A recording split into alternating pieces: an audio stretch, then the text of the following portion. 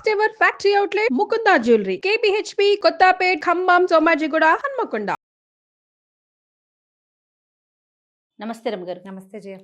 రమగారు, తమలపాకు చెట్టు ఇంట్లో పెంచుకుంటాం కదా, దాన్ని దైవ సంభూతిగా అంటే ఇప్పుడు తులసి మొక్కకి మనం ఎలాంటి ప్రాధాన్యత ఇస్తామో అలాంటి ప్రాధాన్యత ఇవ్వాలా, లేకుంటే తమలపాకు చెట్టుని మిగిలిన మొక్కల్లాగానే చూసుకోవచ్చా?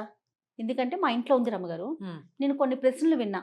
ఎప్పుడు పడితే అప్పుడు తమలపాకులు తెంచకూడదని, కొయ్యకూడదని, దేవునికి మాత్రమే నైవేద్యం పెట్టాలని, తీసుకొని మనం నోట్లో వేసుకోకూడదని. తమలపాకులు వేసుకోరా?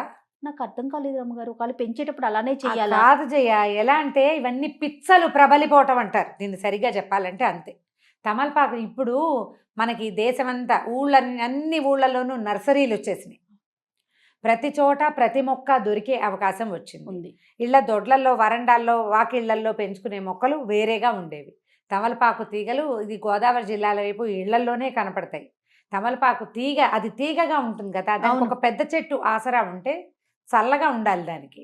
అసలు అందరిని మా చిన్నప్పుడైతే మా ఊళ్ళో ఒక్క తమలపాకు చెట్టు లేదు జయ. మా చుట్టుపక్కల ఎక్కడ తమలపాకు మొక్కలు మేము చూడాల, అవి వేరే చోట నుంచి వచ్చేవి. దానికి కొంచెం ప్రత్యేకమైన వాతావరణం కావాలి. అట్లా పొడుగాడు అవిసె మొక్కల పక్కన వీటిని పెట్టేవాళ్ళు, కొబ్బరి చెట్ల దగ్గర పెడితే ఇది పోయి దాన్ని ఆనుకుని తీగలు సాగుతుంది. తమలపాకు దేవుడి చెట్టు అని ఎవరు చెప్పారు? అసలు ఎక్కడి నుంచి పుట్టింది అది?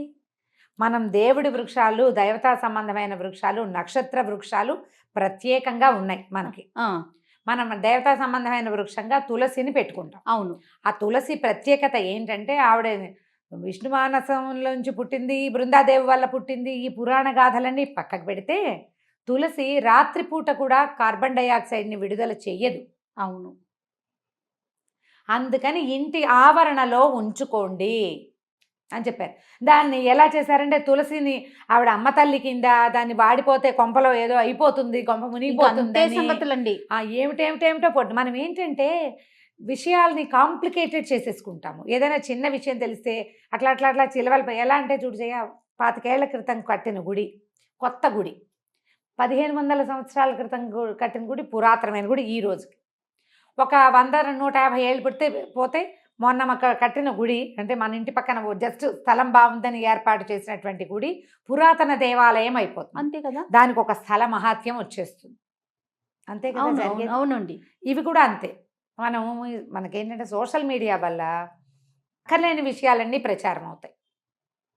ఎంత అవసరమో సోషల్ మీడియా మనకి, నిజంగా అంత అనవసరం. మనం ప్రతి విషయాన్ని చిలవలు పలవలుగా విని విని విని విని ఎవరో ఒకళ్ళు ఏదో ఒకటి చెప్తుంటారు, ఎవరికి తోచింది వాళ్ళు చెప్తారు. మీరు సాధారణంగా ఆలోచించండి, కొన్నేళ్ల క్రితం మనం ఏం చేసేవాళ్ళం? ఏదైనా పండగలప్పుడు, పూజలప్పుడు దేవుడికి తాంబూలం ఇవ్వాలి. తాంబూలం అనేది ఒక సేవ. ఆయనకి, భగవంతుడికి షోడశోపచారాల్లో తాంబూలం ఒక సేవ. తాంబూలం దేవుడికి పెట్టి ఆ తాంబూలం ఇంట్లో ఉన్న వాళ్ళు గృహస్థు వేసుకోవాలనేది నియమం. ఇప్పుడు వేసుకున్నామా లేదా? కదా. అవును కదా. అది కాకుండా నిత్యము తాంబూల సేవనం చేసేవాళ్ళు ఇప్పుడు మనం మానేసుకున్నాం. అసలు మా వాళ్ళల్లో అయితే ముత్తైదు అంటే రోజు తాంబూలం వేసుకోవాలని నియమం చేయ. మధ్యాహ్న భోజనం అయ్యాక ఖచ్చితంగా ఆడవాళ్ళు తాంబూలం వేసుకోవాలి. ఎందుకో చెప్తాను. దానికి సున్నం రాసి వేసుకుంటే కాల్షియం గెయిన్ అవుతుంది. సున్నం ఒట్టిగా తినగలమా? తినలేకపోతాం. తాంబూలంతో తీసుకోగలుగుతాం. ఆడవాళ్ళకి కాల్షియం అవసరం. ఇదివరకు పురుళ్ళు ఎక్కువ కాదు. అవును. ఇళ్లలో పనులు ఎక్కువ, ఎముకలు అరిగిపోతాయి. మగవాళ్ళకి తాంబూల చర్వణం ఉండేది, ఆడవాళ్ళకి ఉండేది. ఇప్పుడు మనం చూసినట్టు పాన్లు ఎక్కడ పడితే అక్కడ దరిద్రంగా ఉమ్మేస్తారు, చెత్తలు తిని. అవి కాదు, దానికి ఒక ప్రత్యేకమైన పద్ధతి ఉండేది. రసం మింగేసి తమ్మ ఉమ్మేయాలి. ఆకు మింగకూడదు. మింగరు, ఊట మింగుతారు, అది ఉమ్మేయాలి. దానికి ఇళ్లలో, వాకిళ్లలో ఒక పక్కన ఇలా ఎక్కడ పడితే అక్కడ రోడ్ల మీద తిరిగేవాళ్ళు కాదు కదా, నియమాలు ఉండేవి. డెలివరీ అయ్యాక 11వ రోజు నుంచి ఈ బాలింతరాలు ప్రతిరోజు తాంబూలం వేసుకోవాలి. దాంట్లో ప్రవాళ భస్మమో ముక్తా భస్మం వేసేవారు. అవునవును, నీకు కూడా తెలుసు. అవునండి. మరి ఇప్పుడు దేవుడి ఆకైతే తినకూడదు కదా. మనం మైలలో ఉన్నారు, తినకూడదు. 11వ రోజు నుంచి స్టార్ట్ చేస్తారు. ఈ పిచ్చి మాటలు ఎక్కడి నుంచి పుట్టిస్తారో అర్థం కాదు. ఇళ్లలో పెంచుకోకూడదు, గిల్లకూడదు అనేది అయితే లేనే లేదు. కాకపోతే అందరి ఇళ్లలో ఈ మొక్కలు రావు. దానికి వాతావరణం బాగుండాలి, అనుకూలంగా ఉండాలి. అది పాకటానికి అనువైన ప్రదేశం కావాలి, కొంత చల్లగా ఉండాలి. పిచ్చి ఎండలు కాస్తుంటే బాగా రావు. ఒక్కో ఇంట్లో ఎలాగో రయ్యమని వచ్చేస్తుంది, మనీ ప్లాంట్ లాగానే. అవునవును. అవును. తాంబూలము నీకు ఆకులుంటే ఎవరైనా ముత్తైదు వస్తే మనం తాంబూలం ఇవ్వటం మన విధానం. అవును. మరి గిల్లకూడదంటే ఎట్లా? ఇప్పుడు మన ఇంటికి వచ్చి వెళ్ళేటప్పుడు ఖచ్చితంగా బొట్టు పెట్టి జాకెట్ ముక్క పెట్టి తాంబూలం పెడతాం. ఇస్తాం. ఇంట్లో పెరట్లో ఉంది కదా అని గబుక్కుని తీసుకొని పెట్టాలంటే ఒక ప్రశ్న అన్నమాట. అమ్మ తీయకూడదా? ఇప్పుడు ఆంజనేయ స్వామికి ఆకుపూజ చేస్తాము. మరి ఆకుపూజ చేసిన ఆకులు ఇంత మోద తీసుకొచ్చి మన చేతిలో పెడతారు. ఏం చేయమని?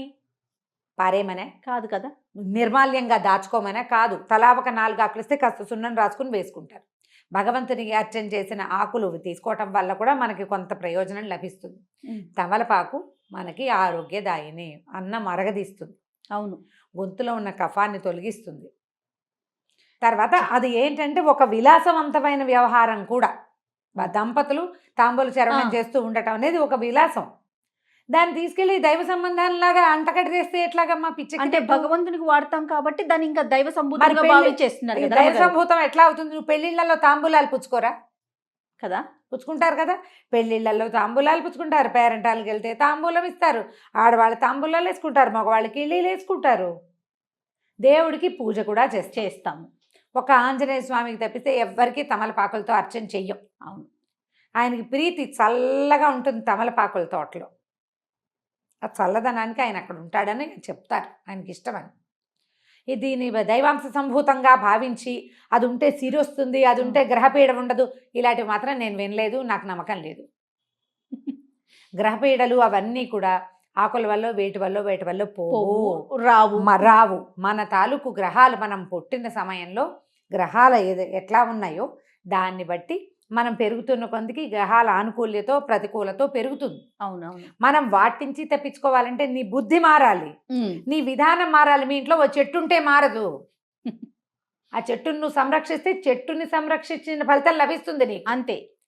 గ్రహాలు మారాలంటే గ్రహానికి సంబంధించింది ఏదైనా చెయ్యాలి.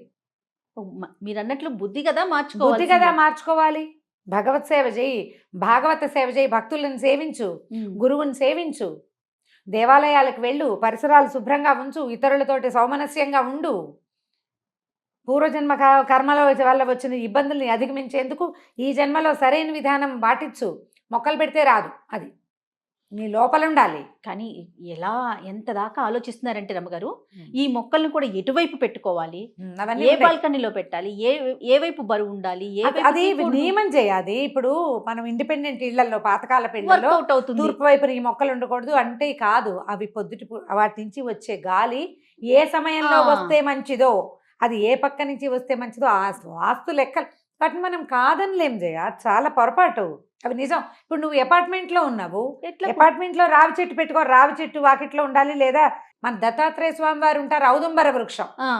ఆ ఔదుంబరం మహాద్భుత వృక్షం. అంటే అది ఎక్కడైనా ఒక చోట దాని అంతటా అది మొలిస్తే అక్కడ దత్తాత్రేయ సాన్నిధ్యం ఉంటుందని నమస్కారం చేసుకోవాలి. ఆ చెట్టును నువ్వు ఇంట్లో పెంచుకుంటానంటే ఎట్లా కుదురుతుంది? అపార్ట్మెంట్లో అది పెంచలేం కాబట్టి దాన్ని బోన్సాయి చేస్తానంటే, మహావృక్షంగా ఎదగవలసిన చెట్టుని నువ్వు మరుగుజ్జు చెట్టుగా చేసినందుకు ఎంత పాపం వస్తుందయా.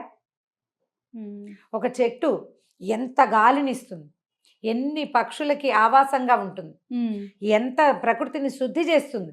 దానికి అవకాశం లేకుండా నువ్వు ఇంత బోన్సాయిని చేసి ఇంట్లో పెట్టుకుంటావు. ఆ బోన్సాయి చెట్టు కింద కూర్చుంటాడా దత్తాత్రేయ స్వామి వారు? కూర్చుంటానికి అవుతుందా? ఏమిటి చెప్పు, పిచ్చిలు కాదు. అదేనండి, ఒకరి నుంచి ఒకరికి అంటే స్వధర్మే నిధనం శ్రేయ అన్నాడు కృష్ణుడు. మన ధర్మంలో ఉండండి. మన పూర్వీకులు ఈ భగవత్ విషయాల్లో ఏం చేశారో అది చేయండి. ఎవరెవరెవరెవరో ఏమేమో చేస్తారని అవన్నీ మన నెత్తి మీద ఎందుకు పూసుకుని కాంప్లికేటెడ్ చేసుకుంటాము మనం? అవును. తమలపాకు చెట్టు మీ ఇంట్లో పెంచుకోవాలని సరదాగా ఉంటే లక్షణంగా పెంచుకోండి. దానికి పెరగటానికి అనువైన వాతావరణం, పక్కన ఇంకో పెద్ద చెట్టు ఉంటే ఇది పోయి దాన్ని ఆనుకుని దాని మీద చక్కగా చిలువలు పల్లవలుగా వెళ్ళి చేస్తుంది. 2 ఆకులు తుంపుకోండి, దేవుడికి పొద్దుటిపూట తాంబూలం పెట్టుకోండి. ఆ ఆకులు నిర్మాల్యంతో సహా పారేయకుండా నోట్లో పడేసుకోండి భోజనం తర్వాత. ఎన్నో ఆయుర్వేద ఫలితాలు కూడా చాలా ఆరోగ్య ఫలితాలు ఉంటాయి. జలుబుగా ఉంటే 2 ఆకుల్ని నీళ్ళల్లో వేసి మరిగిచ్చి ఆ నీళ్లు తాగండి.